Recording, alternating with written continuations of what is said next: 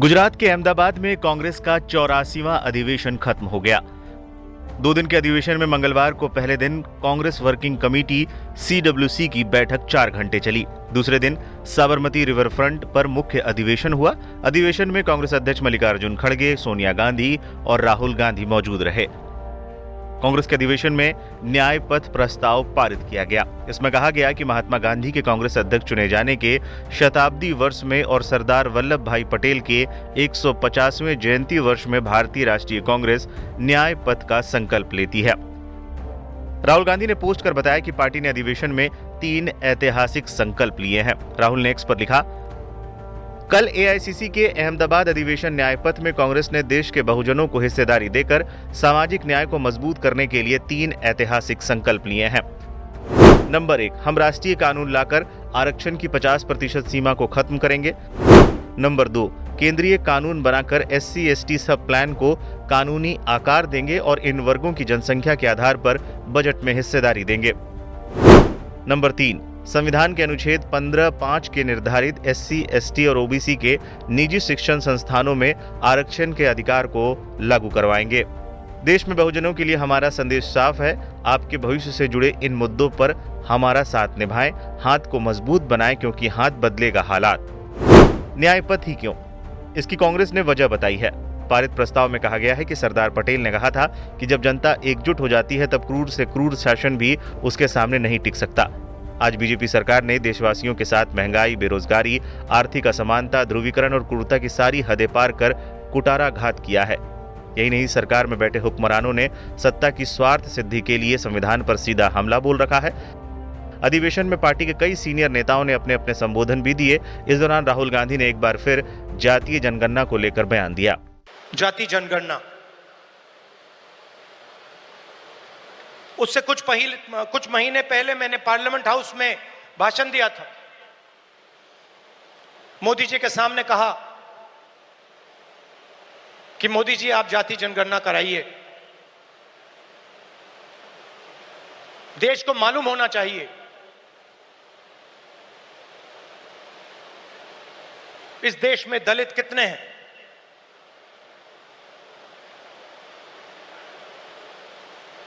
पिछड़ा वर्ग कितना है,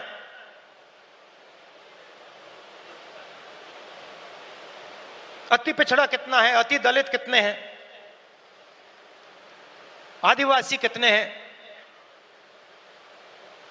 माइनॉरिटीज कितने हैं, गरीब जनरल कास्ट के कितने लोग हैं।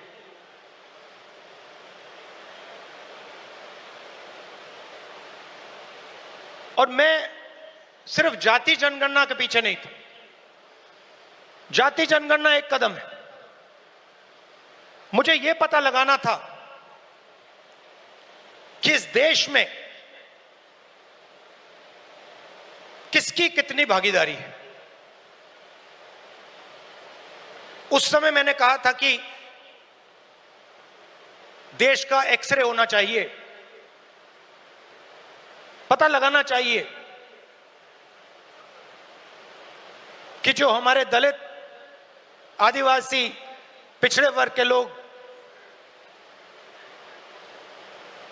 धूप में काम करते हैं, मजदूरी करते हैं, क्या सचमुच में यह देश उनकी इज्जत करता है? क्या सचमुच में यह देश उनको जगह देता है? यह मेरे दिमाग में सवाल था। मोदी जी ने, RSS ने साफ कह दिया,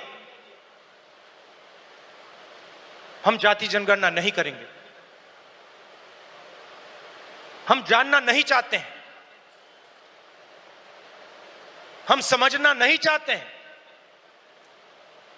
हम लोगों को बताना नहीं चाहते हैं कि इस देश में दलितों को, आदिवासियों को, पिछड़ों को, गरीब जनरल कास्ट को, माइनॉरिटीज को कितनी भागीदारी मिलती है, हम छुपाना चाहते हैं।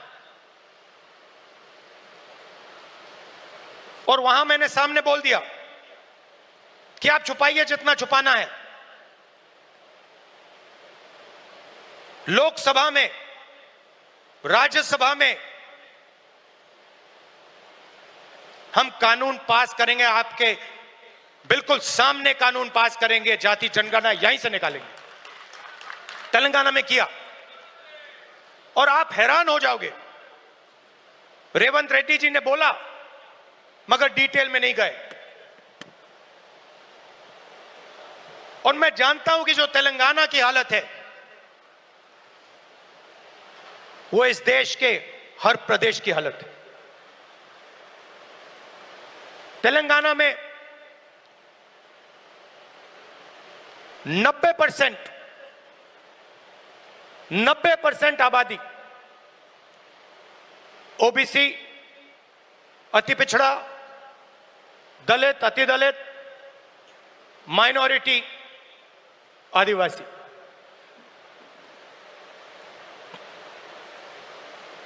तेलंगाना का कॉर्पोरेट सेक्टर देखिए, मालिकों की लिस्ट,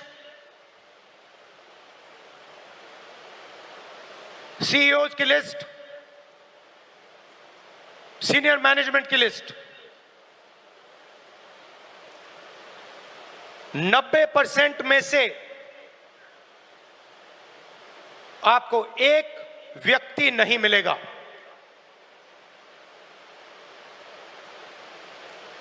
नब्बे % की भागीदारी तेलंगाना के कॉर्पोरेट सेक्टर में है ही नहीं।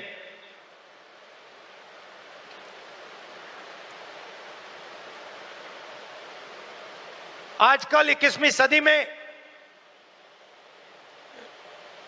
मजदूर को गिग वर्कर कहा जाता है। वो घरों में खाना ले जाते हैं, घरों में खाना पकाते हैं, पिज्जा ले जाते हैं, अमेज़न की डिलीवरी ले जाते हैं, धूप में ले जाते हैं, सड़क पे मरते हैं। तेलंगाना में उनकी लिस्ट निकाली, सारे के सारे या ओबीसी या दलित या आदिवासी। अब तेलंगाना में जाति जनगणना ने एक बिल्कुल नया औजार दिया है। तेलंगाना में हम सचमुच में विकास का काम कर सकते हैं। तेलंगाना में हम पिन पॉइंट एक्यूरेसी के साथ भागीदारी के बारे में हर सेक्टर में आपको बता सकते हैं। और मैं खुश हुआ कि जाति जनगणना होने के एकदम बाद